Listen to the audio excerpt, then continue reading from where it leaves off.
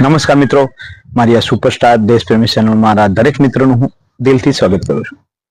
મિત્રો, સ્થાનિક સ્વરાજ્યનું ઇલેક્શન આવી ગયું છે, તૈયારીઓ ચાલુ થઈ ચૂકી છે, પણ એમાં ખાસ કરીને આપણે આજે આદિવાસી પટ્ટાની વાત કરવા જોઈએ.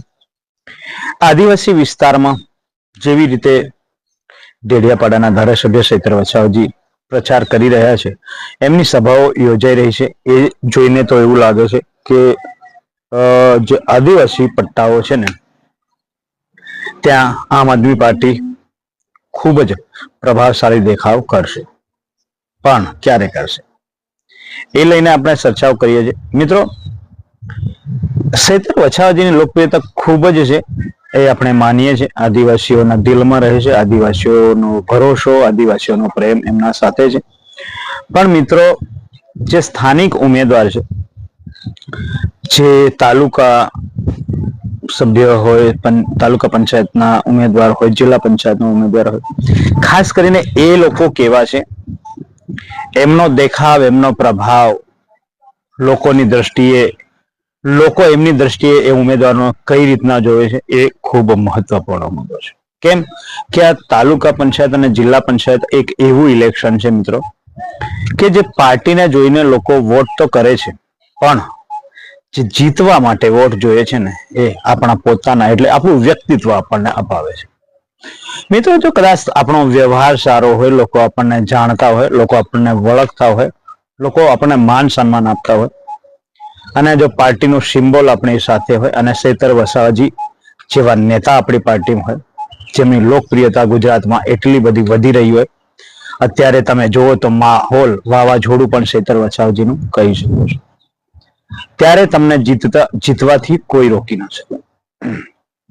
પણ મિત્રો, જો માત્ર ને માત્ર તમે ચૈત્ર વસાવાજીના ભરોસે ઇલેક્શન જીતવા માંગતા હોય તો એ શક્ય નથી. હા, કોઈક જગ્યાએ એવું પણ બનશે કે માત્ર ચૈત્ર વસાવાજીના લીધે ઉમેદવાર જીતી પણ જશે, એ પણ શક્ય છે. પણ બધી જગ્યાએ મિત્રો આવું નથી હોતું.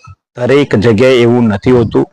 તમારે તાલુકા પંચાયત જીતવી હોય, જિલ્લા પંચાયત જીતવી હોય, તો તમારો પ્રભાવ, તમારું વ્યક્તિત્વ, તમારો દેખાવ, તમારા મુદ્દાઓ પણ તમારે લઈને ચાલવા પડશે, કે તમે કયા મુદ્દાથી ઇલેક્શન લડવા જઈ રહ્યા છે, કયા મુદ્દા લઈને જીતી શકો છો, કયા મુદ્દા સાથે લોકોને મળી શકો છો, શું વાત લોકો વચ્ચે જઈને કરી શકો છો, લોકો સાથેની મુલાકાત તમારી કેવી છે, લોકો તમને કઈ નજરથી જોવે છે, લોકો સાથેનો પ્રભાવ તમારો કેવો છે, લોકો સાથે તમે કેટલા સંકળાયેલા છે, લોકો તમને કેટલું માન સન્માન આપે છે.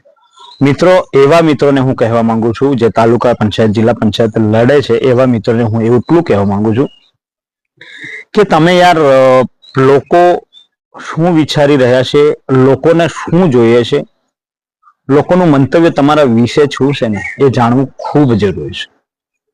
માત્ર ને માત્ર ચૈત્ર વસાવાજીના ચહેરાને આગળ કરીને, અથવા તો ચૈત્ર વસાવાજીના મુદ્દાઓને તમે આગળ લઈને વોટ મેળવી શકો છો, પણ જીતના વોટ ક્યારે નથી મેળવી શકવાના.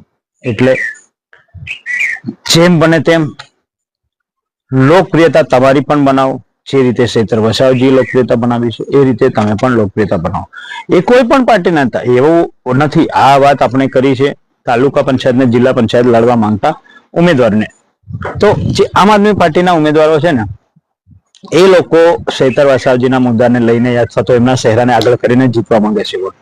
પણ એ લોકો પણ પોતાના ચહેરા વગર યા પોતાની તાકાત, પોતાના લોકપ્રિયતા વગર ક્યારે જીતવાના નથી.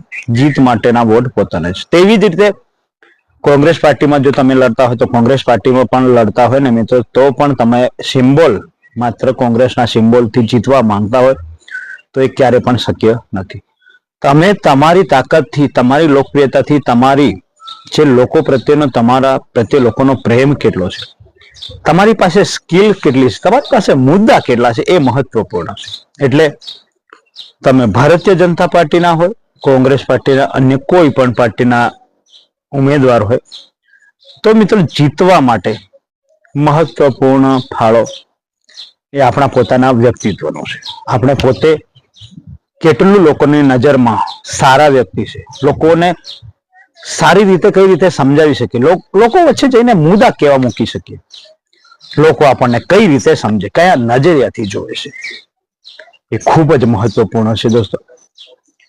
માત્ર ભાજપ, કોંગ્રેસ, આમ આદમી, બીએપી આ કોઈ પણ પાર્ટીમાંથી તમે લડવા માંગતા હોય પણ ખાસ કરીને તમારું વ્યક્તિત્વ સારું હોવું જોઈશે. તમારા પ્રત્યે પ્રેમ લોકોને વધુ હોવો જોઈશે. તમે શું કરી શકો છો એ શક્તિ તમારી જોવાડવી પડશે. તમારા મુદ્દાઓ લોકો સામે મૂકવા પડશે, લોકો વચ્ચે જવું પડશે, લોકોને સમજાવવા પડશે. આપણને શું જરૂર છે એ પણ જોવું પડશે. એટલે કે મિત્રો, લોકોની શું માંગ છે, લોકોની શું જરૂરિયાત છે એને પણ સમજવું પડશે. એટલે આ ઘણા બધા મુદ્દાઓ લઈને મેદાને ઉતરવું પડશે, લોકો સમક્ષ રજૂઆત કરવી પડશે.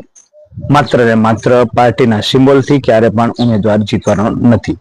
હા, એકાદ નસીબદાર એવો વ્યક્તિ હશે જે માત્ર પાર્ટીના સિમ્બોલથી જીતી શકે છે, અથવા તો મોદીજીના વાવાઝોડામાં જીતી શકે છે, યા શેતર વસાવાજીના વાવાઝોડામાં જીતી શકે છે, અથવા તો જિગ્નેશ મેવાણીના વાવાઝોડામાં પણ જીતી શકે છે. આવું બની શકે છે, પણ દરેક ઉમેદવાર સાથે આવું નથી બનવાનું. કોઈક નસીબદાર હશે ને એની સાથે આવું બનવાનું છે મિત્રો. એટલે ખાસ કરીને તમારા મુદ્દાઓ લોકો સમક્ષ રાખો અને રજૂઆત કરો. તો મિત્રો, આવા જ કંઈક તમારે વિડીયો જોવા હોય તો મારી આ ચેનલમાં અવારનવાર આવા વિડીયો આવતા જ રહે છે. તો મારી આ સુપરસ્ટાર દેશપ્રેમી ચેનલને સબસ્ક્રાઇબ કરો, લાઈક કરો અને શેર કરો મિત્રો.